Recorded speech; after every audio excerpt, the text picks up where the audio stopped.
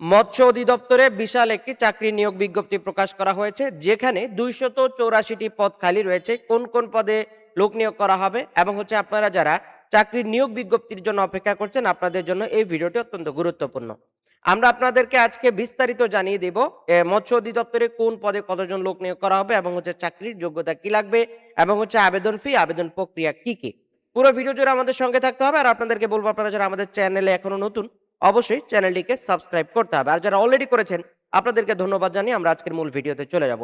Video শুরু করার আগে আপনাদেরকে বলবো, আপনারা যারা দেশে বা বিদেশে চাকরির জন্য দক্ষতা উন্নয়ন সার্টিফিকেটগুলো গ্রহণ করতে চান, যেমন computer, electrical, electronics, house wiring, housekeeping ইত্যাদি, এই ক্যাটাগরি প্রচুর পরিমাণে কোর্স আমাদের ওয়েবসাইটে দেওয়া আছে। প্রত্যেকটা কোর্স ওয়েবসাইট থেকে করে আপনারা অনলাইন ভেরিফাইড সার্টিফিকেটগুলো গ্রহণ করতে পারেন। তো আমরা চলে যাব আজকের মূল মৎস্য অধিদপ্তর আবেদনের মূল ভিডিওতে।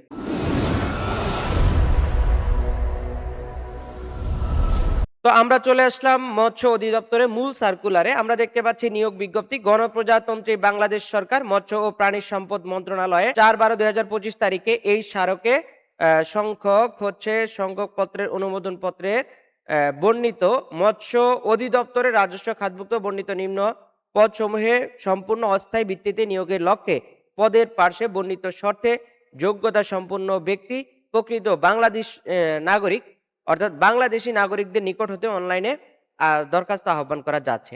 তো আমরা পদের নামগুলো জানাবো। পদের নাম, গ্রেড ও বেতন স্কেল। জাতীয় বেতন স্কেল 2015 অনুযায়ী আমরা দেখতে পাচ্ছি প্রথমে রয়েছে হ্যাচারি সহকারী। হ্যাচারি সহকারীতে পদ 5টি। কোনো স্বীকৃত বোর্ড হতে বিজ্ঞান বিভাগ বিষয়সমূহ বিজ্ঞান বিভাগে অনন্য মাধ্যমিক স্কুল সার্টিফিকেট, এসএসসি বা সমমানের পরীক্ষায় উত্তীর্ণ কোনো স্বীকৃত বোর্ড হতে মৎস্য বিষয়ে ডিপ্লোমা থাকতে হবে। আমরা দেখতে পাচ্ছি ভান্ডার রক্ষক। এখানে পদের সংখ্যা 2টি। কোনো স্বীকৃত বোর্ড হতে অনন্য দ্বিতীয় বিভাগে উচ্চ মাধ্যমিক সার্টিফিকেট, এইচএসসি বা সমমানের পরীক্ষা উত্তীর্ণ হতে হবে। গাড়ি চালক দেখতে পাচ্ছি 6টি। বেতন স্কেল 9,000 থেকে 22,000।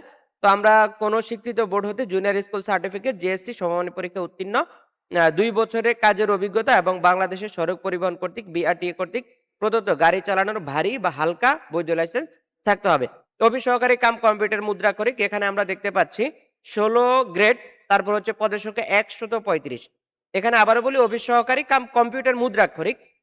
তো অভিজ্ঞতা কোন স্বীকৃত বোর্ড হতে অনন্য উচ্চ মাধ্যমিক সার্টিফিকেট, এইচএসসি বা সমমান পরীক্ষায় উত্তীর্ণ কোন স্বীকৃত প্রতিষ্ঠান হতে কম্পিউটার মুদ্রাক্ষর কোর্স সম্পন্ন। কম্পিউটার মুদ্রাক্ষরে গতি পরীক্ষায় প্রতি মিনিটে সর্বনিম্ন বাংলায় 20 ও ইংরেজিতে 20 শব্দ থাকতে হবে। আমরা দেখতে পাচ্ছি ক্যাশিয়ার। ক্যাশিয়ারের পদ 4টি।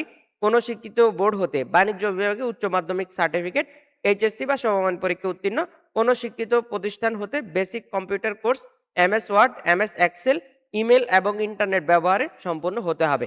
তারপর আমরা দেখতে পাচ্ছি ডেক হ্যান্ড উচ্চ স্কেল। এখানে 6টি পদ।